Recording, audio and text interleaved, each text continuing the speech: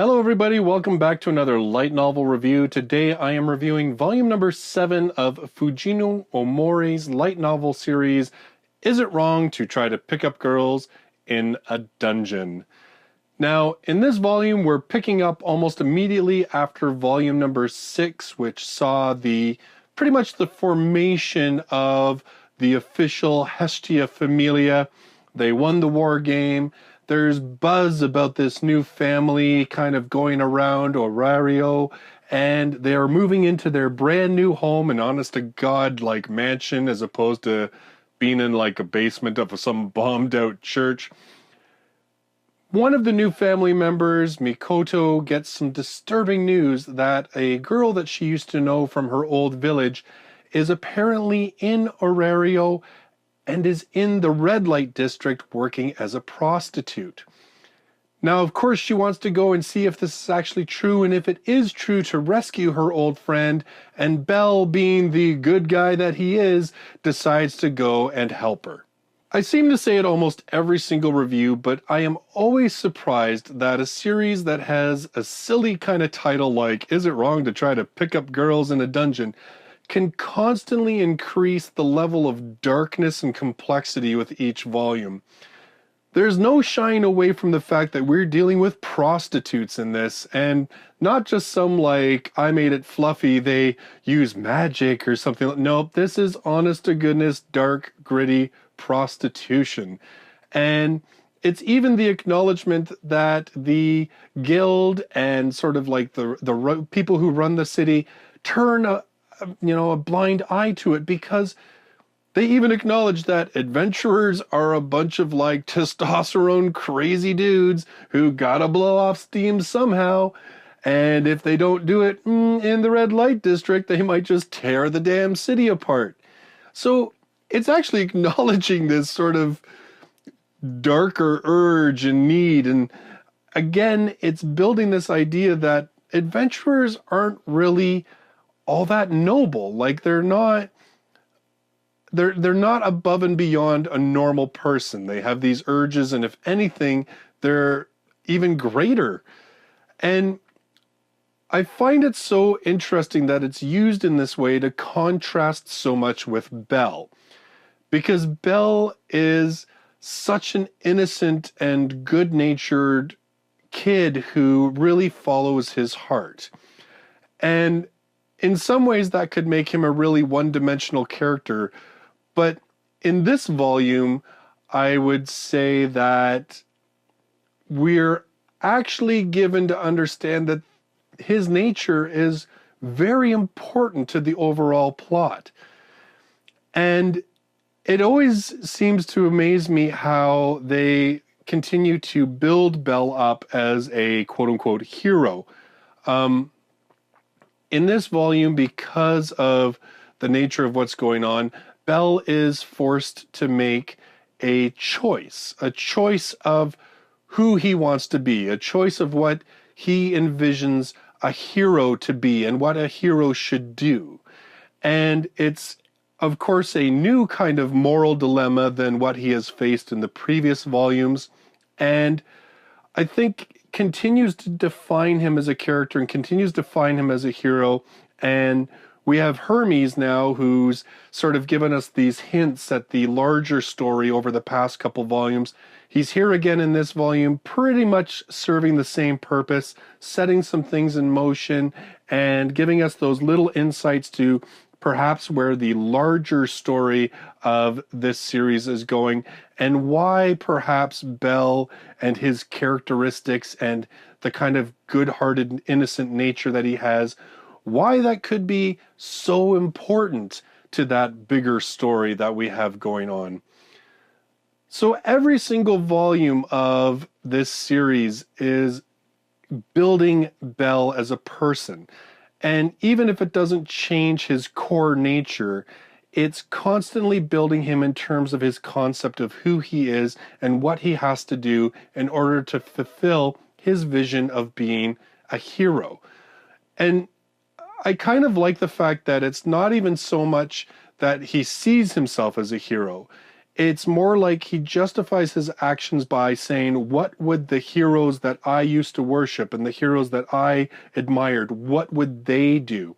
Even his really super skill, Argonaut, is activated by him envisioning a specific hero and a specific trait or moment of that hero. So in this way, it's like Bell is creating himself, but doing it externally, conceptualizing it as a chasing of an ideal. And we see that expressed in every single way, even his own development. Him trying to catch up to Eyes because of how much he admires her, and because he realizes that he can't even attempt to change the nature of their relationship unless he can stand shoulder to shoulder with her. So with him, it is always about chasing an ideal. And I do enjoy that every single book, as I said, seems to introduce new dilemmas, new sort of moral decisions that force Bell to continually grow and change and adapt what he believes a hero should be. The other thing that I appreciate about this series is that it isn't just about the characters. It's also about the city and the setting itself, which with every single volume, we're getting sort of more of a glimpse into different areas of the city. In this particular case, it is the red light district and this sort of darker, seedier side of Orario. And it's also about, you know, the fact that the guild knows about this and turns a blind eye for its own sort of political reasons. We see the different ways that gods and goddesses treat their own followers and what worth and value they give them, how their petty jealousies and angers can have absolutely like earth-shattering and changing sort of outcomes. This series, I would say, is probably one of my favorite light novel series that I'm currently reading. It's because every single volume just adds more and more to the story, and yet everything just seems sort of organic and natural, and it doesn't feel forced. I mean, the fact that we took 6 volumes to actually make Hestia Familia more than just 2 people, it just feels like it's allowing itself its own natural growth and development, and it doesn't seem forced. We always have interesting characters, and even characters that are sort of side characters get more development as the series goes on. The goddess Freya, who of course has played some pivotal points throughout the series, I'd say we see a whole other side of her in this volume that kind of elevates her from being a sort of just, oh yeah, she's just enamored with Belle. Nope. She gets kind of dangerous now in this volume. And again, it's just heightening everything and building this tension that I can sort of see where it's going, but I still think it's probably going to be surprising when it gets there. And I mean, I'd like to comment too, the pacing of this book, considering it is over 380 pages long, which, I mean, okay, if you're reading literary novels that are 900 pages, that's not long. But when you're reading light novels, and the average one can be anywhere from 220 to maybe 300 pages, 380 is a pretty big volume for a light novel series. And I think it's to the story's credit that I just kept burning through the book. Its pace was really, really well done. I didn't find that there were really parts that felt overly slow or that they detracted from the overall drive and action in the book. It's just a really, really well done series. I gush about it, I think, every single time I review one of these books, but I can't help it. It just has all the things in it that I really want to see in a series. Great action, great characters, great development, and just this plot that is moving at a really fair pace, but at the same time doesn't feel rushed or pushed ahead. So again, another great volume in the Is It Wrong to Try to Pick Up Girls in a Dungeon series.